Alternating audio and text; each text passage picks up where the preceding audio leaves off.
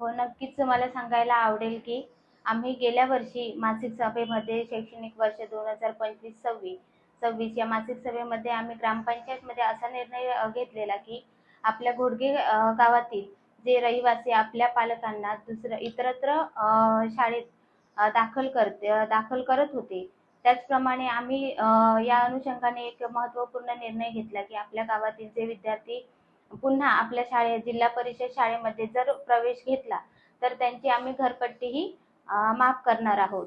आणि त्याचप्रमाणे या निर्णयातून आम्हाला असे निष्पन्न झाले की जी आमची जिल्हा परिषद शाळेची पटसंख्या होती ही 4 विद्यार्थी आम्ही या घरपट्टीवरून आम्ही 4 विद्यार्थ्यांना दाखल केलं होतं.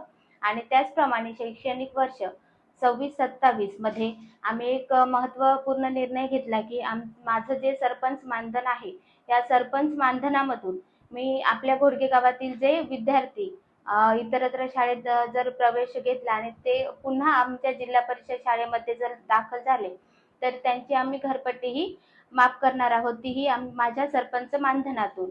आणि हा महत्त्वपूर्ण निर्णय घेण्याचा एकच उद्देश की कुठेतरी भविष्यात या आपल्या जिल्हा परिषद शाळा आहेत या कुठेतरी बंद पडण्याच्या मार्गावर दिसत आहेत, हेच निदर्शनास आणून आम्ही हा एक निर्णय घेण्यात आला आहे.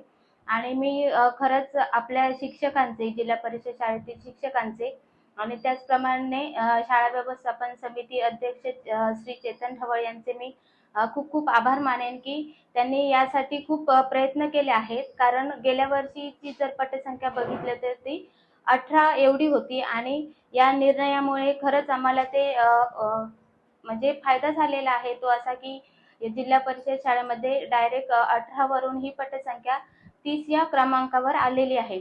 तरी मी प्रत्येक आमच्या घोडगे गावातील ग्रामस्थांना विनंती करेन की आपले जे विद्यार्थी आहेत यांची इतरत्र शाळांमध्ये प्रवेश दाखल न करता आपल्या जिल्हा परिषद शाळा यांमध्येच त्यांचे प्रवेश दाखल करावेत, जेणेकरून आपल्या जिल्हा परिषद शाळा या चालू राहतील आणि भविष्यात या मुलांना म्हणजे सर्वसामान्य लोकांच्या खिशाला परवडणाऱ्या या शाळा आहेत. सरकारने सुद्धा या शाळांना खूप फॅसिलिटीज दिलेल्या आहेत. या फॅसिलिटीज आपल्या सर्व विद्यार्थ्यांना मिळतील यासाठी सर्व ग्रामस्थांनी प्रयत्न करावेत अशी मी सर्व ग्रामस्थांना आवाहन करते. धन्यवाद. झेडपी शाळेमध्ये मुलांना प्राधान्य देण्यासाठी घरपट्टी माफ हा गेल्या वर्षी निर्णय, यावर्षी सारखाच निर्णय सरपंचांनी घेतलेला आहे. स्वतःचं जे मानधन मिळतं त्यातून घरपट्टी घेतली जाणार आहे. कसं पाहतो? जसं की मागच्या वर्षी आम्हाला कळवण्यात आलं होतं की जर नव्याने ऍडमिशन ज्या होणार आहे पहिल्या वर्गामध्ये तर त्यांचं जे घरपट्टी आहे तर ते माफ केली जाणार.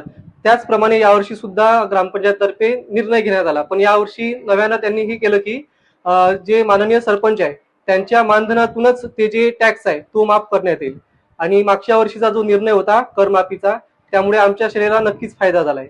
मागच्या वर्षी आमच्या शाळेची पटसंख्या 20 होती आणि 20 वरून यावर्षी ग्रामपंचायतचा जो निर्णय आहे त्याच्यामुळे ती आमच्या शाळेची पटसंख्या 31 वर पोहोचली आहे.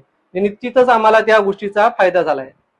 तर याच्यामुळे फायदा असा झाला की म्हणजे एक प्रकारचा चांगला संदेश बाकी शाळांपर्यंत पोहोचलाय किंवा बाकी ग्रामपंचायतने पण यांचा आदर्श घेतला पाहिजे. तर याबद्दल मी शाळेमार्फत ग्रामपंचायत तसेच आमची शालेय व्यवस्थापन समितीचे अध्यक्ष यांचे विशेष आभार मानतो. सर आपलं नाव? माझं नाव मयुरेश धोटे. मी या शाळेमध्ये पदवीधर शिक्षक म्हणून कार्यरत आहे. सर्वप्रथम मी नमस्कार करतो आपली माझी बाईट देण्यासाठी.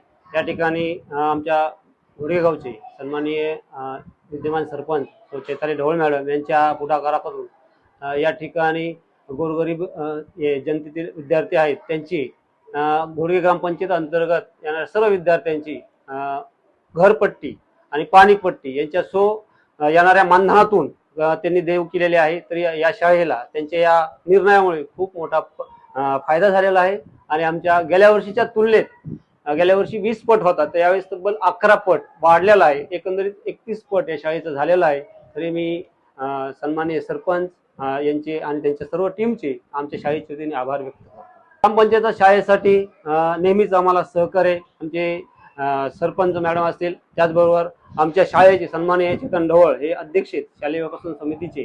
तर यांच्या पुढाकारातूनही ग्रामपंचायत अंतर्गत येणाऱ्या ज्या काही योजना आहेत त्या आमच्या शाळेपर्यंत पुरवल्या जातात आणि त्यांच्या आमच्या समितीच्या माध्यमातून आम्हाला ते प्रोव्हाइड करतात आणि त्यातून आमच्या शाळेत ज्या काही भौतिक सुविधा आहेत त्यासाठी हा चांगल्यापैकी त्यांचा सहकार्य आहे.